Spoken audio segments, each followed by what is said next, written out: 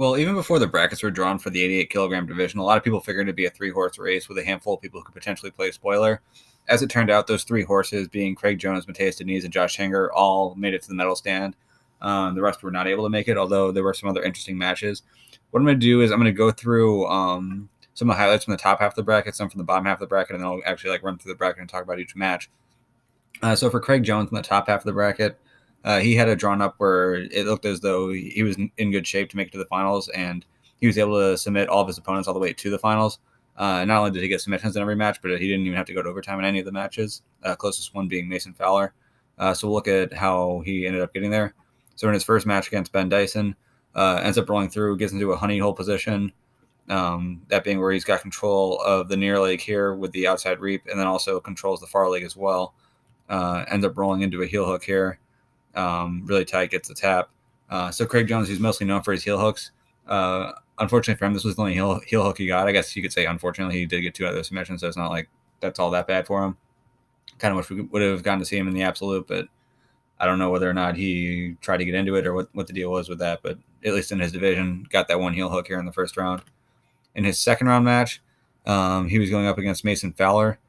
So the match was tied 0-0, and Fowler shoots in on a single leg here, and Jones deciding I think in most cases with ADCC, rather than try to go for the guillotine, most guys will just try to avoid giving up 2 points and just try to flee, maybe if they let you take them down, just take them down where you're still based and you're in a turtle position. You try to build your base back up from there. I guess Jones felt like he got a good grip here and decided to go for it. Wrong match. So goes for the guillotine and is able to get the tap from there too. So gets the submission win over Mason Fowler in the quarterfinals. Moves on to the semifinals against John Blank. John Blank has won some big tournaments in combat jiu-jitsu and the EBI circuit. Eddie Bravo, one of Eddie Bravo's guys, had a pretty big upset in his first couple. I guess both matches were upsets. His first one was a win over Rustam Chisaev. Rustam's just one of those guys who's a tough matchup for anyone just because he's an international level wrestler with pretty decent awareness on the ground. So a lot of people have trouble dealing with him. He's one of those guys where you figure he's probably not going to make it to the finals, but whoever has to be the one to beat him is going to have their hands full. Blank was able to do that, though, and make life easier for the rest of the bracket. But then he went ahead and beat Murillo Santana as well. But then he gets his match with Craig Jones. Goes for a leg lock in Craig Jones. Now, granted, Blank is good at leg locks, but again, trying to leg lock a leg locker is not always the best idea. We saw what happened to Vinicius Ferreira in the 99 kilogram finals. Similar thing happens here to John Blank. So Craig Jones is going to be able to escape. Gets his back off of the escape in the scramble, quickly sinks into a rear naked choke and gets the win from there. So that puts Craig Jones in the finals on the top half of the bracket. As for the bottom half of the bracket, the big semifinal there was Josh Hinger and Matheus Diniz. Hinger has beaten Diniz every time for the last 3 years that he's had to go through him in order to win a no-gi world title from the IBJJF. But this was his big opportunity at ADCC. He did have a match with Matheus Diniz at Kasai. That match was tied late. Then Hinger decided to go for a flying armbar, landed on his head, and ended up getting submitted after falling on his head. And he said after the match, he's like, yeah, look, that was something I was doing just because it was like a special situation with Kasai. It wasn't like ADCC. It wasn't like no-gi worlds where the only thing that matters is the win. Entertainment was a factor, and he felt like that's why he had to do it. So you figured, yeah, Diniz has the most recent win on him, but maybe it'll be different this time. Maybe because it's all about winning here rather than also putting on a show that he's just going to do what it takes to win. And it was a close match. It was 0-0. But late in the first full 10-minute period, Diniz gets in deep on a half guard sweep or half guard pass here. So you can see really good shoulder pressure here on the crossface. Also has the far side underhook.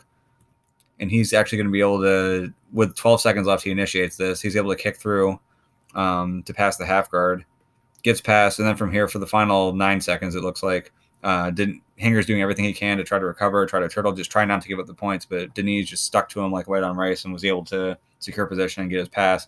So he wins this match 3-0.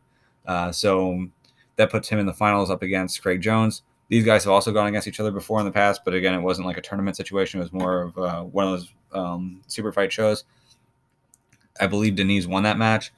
But with it being ADCC, wrestling really was an important factor here. In the first, at least the early period of it, Craig Jones decided that he wanted to pull guard and try to work from there. For the most part, Diniz kept his hips back, so it was difficult for Craig Jones to get underneath him and try to go for leg locks.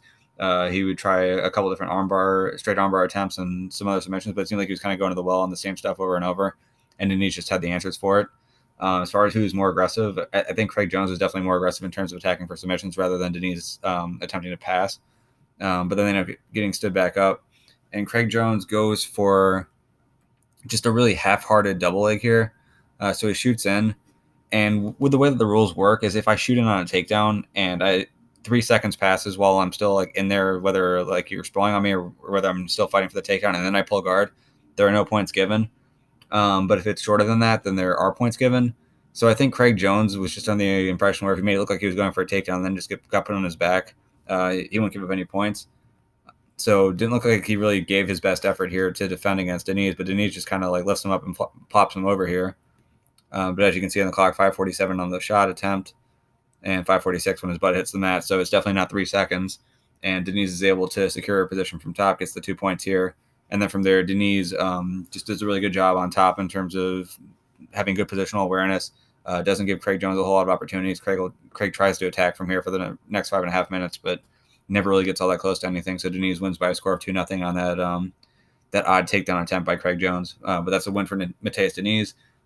The Marcelo Garcia student wins his first ADCC. I believe this is I don't think he's won an IBJJF black belt world title in the gi or without the gi either. So this is definitely his first major tournament or first major win at black belt, and definitely not a better place to do it. So that covers it for the images. But let's go back to the brackets here and look at what happened in the rest of the matches. So just going down from first round. So Craig Jones with a sub over Ben Dyson. We already saw that.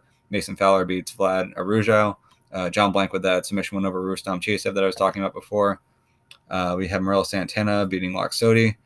Josh Hinger with a sub win over Gabriel Almeida. Adam Wardzinski gets a controversial rest decision win over Mike Perez. Matheus Diniz with a 5-0 win over Pedro Marino. And Gabriel Argis beats Alec Balding 5-0. Moves us to the quarterfinals. Craig Jones with that win over Mason Fowler that we already looked at with that guillotine late in the first period. John Blank with a ref decision over Murilo Santana. Josh Hinger with a guillotine win over Adam Wardzinski. And then Matheus Diniz with a ref decision over Gabriel Argis. Then we had Craig Jones getting that rear naked choke against John Blank. And then Matheus Diniz with that late guard pass to beat Josh Hinger 3-0. And the finals, Matheus Diniz wins by a score of 2-0. So for Diniz, pretty effective. Don't believe he gave up a point the entire tournament. Definitely didn't give one up in these rounds. I believe first round he didn't give up a point either. Let's see.